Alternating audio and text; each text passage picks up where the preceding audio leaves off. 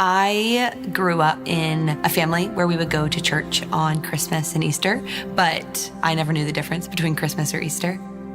I've always been confident in my abilities, but never confident in who I was. And so very early on, I just was seeking validation from others.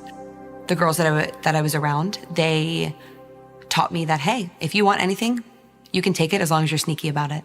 And so that's when my habit of shoplifting started. I have a younger cousin, and I had told her that I was stealing and how it was so amazing to take what you want, and the feeling behind it was so unbelievable. And so my mom dropped us off at the mall, and I was like, okay, I'm gonna show you how to do all of this.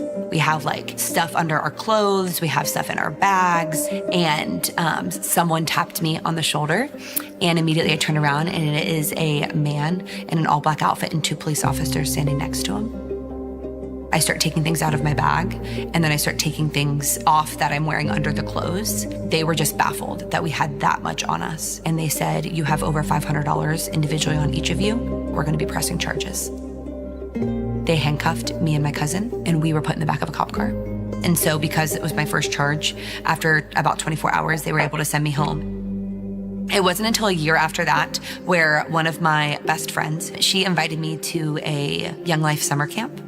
At camp, there is one night where they ask all of the high school students to go around the campus and just pray. And I went to the basketball court looking up at the stars and thinking, like, if you're real, like, why would you allow me to get caught? Why would you allow me to have all this shame and all this burden? And like, I remember just having this sense of like, the Lord say to me, I didn't do it to you, I did it for you. And one day you'll see why.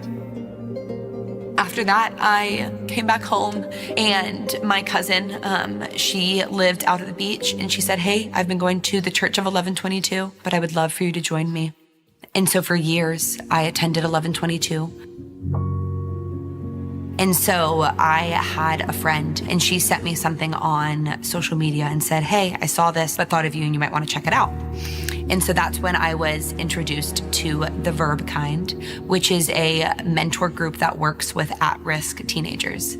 And I went the first Monday. I pull up, and immediately I am just like, because I realized the place that I just pulled into is the same place where my parents picked me up from when I was 15 years old. And the Lord so kindly reminded me, do you remember when you were 16 years old and I told you I didn't do it to you, but I did this for you?